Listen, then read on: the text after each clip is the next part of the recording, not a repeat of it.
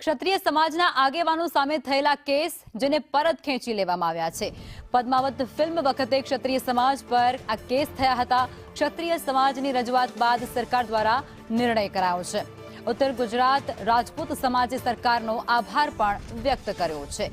ખાસ કરી વિજાપુર મહેસાણા પોલીસ સ્ટેશનની અંદર જે કેસ કરવામાં આવ્યા હતા તેને પરત ખેંચી લેવામાં આવ્યા છે।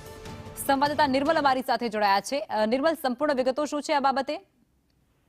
જ્યારે વર્ષ 2017માં પદ્માવત ફિલ્મ રિલીઝ થઈ હતી અને તે વખતે ન માત્ર ગુજરાત પરંતુ દેશભરમાં ક્ષત્રિય સમાજનો આક્રોશ ફાટી નીકળ્યો હતો। આક્રોશ ફાટી નીકળવા પાછળનું કારણ એ હતું, ક્ષત્રિય સમાજ જે રીતે આક્ષેપ કરે છે એ પ્રમાણે, કે પદ્માવત ફિલ્મમાં ક્ષત્રિય સમાજના સંસ્કારોનું ખોટું ચિત્રણ કરવામાં આવ્યું હતું। આ કારણોસર જે રીતે રોષ ફાટી નીકળ્યો અને ઉગ્ર આંદોલન થયા, તેમાં ગુજરાત ખાતે પણ આંદોલન થયા હતા અને ખાસ કરીને અમદાવાદ તથા મહેસાણા વિસ્તારમાં આ અસર વધારે જોવા મળી હતી। અમદાવાદ વિસ્તારમાં પણ થલતેજ પાસે એટલે કે એસજી હાઈવે સહિતના વિસ્તારોમાં કેટલીક આગ ચંપીના પણ બનાવ બન્યા હતા। સાથે મહેસાણા ખાતે પણ આ પ્રકારની ઘટના બની હતી। આ આંદોલનને કારણે પોલીસ દ્વારા ક્ષત્રિય સમાજના જે તે યુવાનો હતા, જે તે લોકો હતા, તેની સામે કેસ દાખલ કરવામાં આવ્યો હતો। મહેસાણાનું મવડી પોલીસ સ્ટેશન તેમજ વિજાપુર ખાતે પણ આ કેસ દાખલ કરવામાં આવ્યા હતા। આજે જે પ્રકારે માહિતી મળી રહી છે, ત્યારે આ કેસ પરત ખેંચવા માટે સરકાર તરફી વકીલે કોર્ટમાં અરજી કરી છે। જે અરજી કરવામાં આવી છે તે મહેસાણા કોર્ટમાં કરવામાં આવી છે। મવડી પોલીસ મથકમાં નોંધાયેલા ગુના તેમજ મહેસાણા પોલીસ મથકમાં નોંધાયેલા ગુનાઓને પરત ખેંચવા માટે આ અરજી કરવામાં આવી છે। જે અરજી પરત ખેંચવા માટે કોર્ટે માન્યતા પણ આપી દીધી છે। ઉલ્લેખનીય છે કે હજી પણ અમદાવાદ ખાતે જે ક્ષત્રિય સમાજના યુવાનો સામે કેસ થયા હતા તેની સામે હજુ પણ કાર્યવાહી ચાલુ છે। જોકે આ બધું થવા પાછળ ક્ષત્રિય સમાજના આગેવાનો એમ કહી રહ્યા છે કે 15 જુલાઈ 2025ના રોજ પણ સરકારને રજૂઆત કરી હતી। જી નિર્મલ, રોકવા માંગીશ આપને નિર્મલ। અત્યારે આપણી સાથે જયરાજસિંહ બાપુ જોડાઈ ચૂક્યા છે, બીજેપીના નેતા છે। પહેલા તો આ અત્યારે કેસ જે પરત ખેંચવામાં આવ્યા છે તેમાં આપની પહેલી પ્રતિક્રિયા શું છે? 2017ની અંદર સંજય લીલા ભણસાલીની એક ફિલ્મ આવી હતી પદ્માવતી, પછી એનું પાછળથી પદ્માવત કર્યું, પણ મૂળ નામ પદ્માવતી હતું।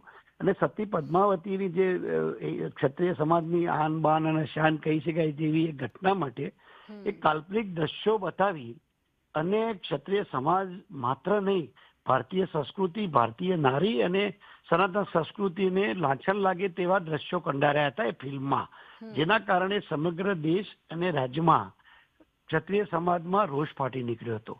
એના ભાગરૂપે ઉગ્ર દેખાવો થયા હતા, તોફાનો પણ થયા હતા અને ઘણી જગ્યાએ પોલીસ કેસો પણ યુવાનો ઉપર થયા હતા।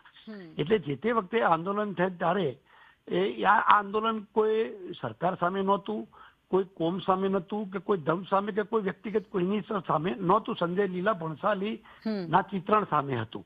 એટલે પછી ક્ષત્રિય સમાજના આગેવાનો, જુદી જુદી સંસ્થાઓ, ઉત્તર ગુજરાત રાજપૂત સમાજના પ્રમુખ તરીકે ઉત્તર ગુજરાતથી પણ અનેક સંસ્થાઓ મને મળી હતી। રાષ્ટ્રીય એટલે રાજપૂત કરણી સેના, સાથે સાથે મહાકાલ સેના, બીજી બધી સંસ્થાઓ, રાજપૂત વિદ્યાસભા મળી અને આગેવાનોએ અમે મુખ્યમંત્રીશ્રીનો સમય લીધો હતો સમગ્ર ક્ષત્રિય સમાજના યુવાનો માટે। મુખ્યમંત્રીશ્રીએ અમને હકારાત્મક પ્રતિભાવ આપી અને અમને સમય આપ્યો હતો। સ્વર્ણિમ સંકુલમાં અમે મળ્યા હતા। એમને તત્કાલીન ગૃહમંત્રી હર્ષભાઈ સંઘવી અને તત્કાલીન કાયદા મંત્રી આદરણીય ઋષિકેશભાઈ પટેલ સાહેબ, આ બંને અમને સાંભળ્યા હતા અને અમને વિગતવાર રજૂઆત કરી હતી। એમને મુખ્યમંત્રીશ્રીને સંપૂર્ણ માહિતી આપી અને અહેવાલ આપ્યો હતો, જેના કારણે મુખ્યમંત્રીશ્રીએ પણ આગેવાનોનું એક પ્રતિનિધિમંડળ મારી આગેવાનીમાં બોલાવ્યા હતા મુખ્યમંત્રીશ્રીના બંગલે, અને ત્યાં અમારી સાથે ચર્ચા કર્યા પછી એમને મૌખિક આપ્યું હતું કે અમે પાછા કેસો ખેંચી લઈશું। અને જેના ભાગરૂપે જુદા જુદા કોર્ટોમાં જુદા જુદા કેસો, જુદી જુદી એફઆઈઆર હોય છે। એટલે કાયદાકીય જે પ્રક્રિયા છે એ પ્રક્રિયા ખૂબ લાંબી હોય છે।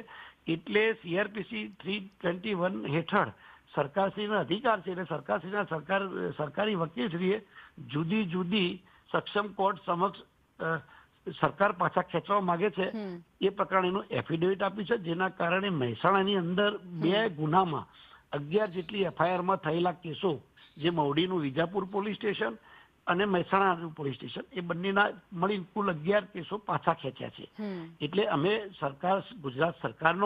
ગુજરાત સરકારના મુખ્યમંત્રી શ્રી ભૂપેન્દ્રભાઈ પટેલ સાહેબનો, ગૃહમંત્રી શ્રી હર્ષભાઈ સંઘવી સાહેબનો, સાથે સાથે કાયદા મંત્રી, તત્કાલીન કાયદા મંત્રી ઋષિકેશભાઈ પટેલ સાહેબનો, અને જે તે વખતે ગૃહમંત્રી તરીકે પ્રદીપસિંહજી જાડેજા હતા કાયદા મંત્રી તરીકે, એમને પણ મદદ કરેલી. એમનો પણ સમગ્ર ગુજરાતના ક્ષત્રિય સમાજ અને ઉત્તર ગુજરાત રાજપૂત સમાજ વતી હું આભાર માનું છું. જી બિલકુલ, આપ જોડાયા તે બદલ આભાર.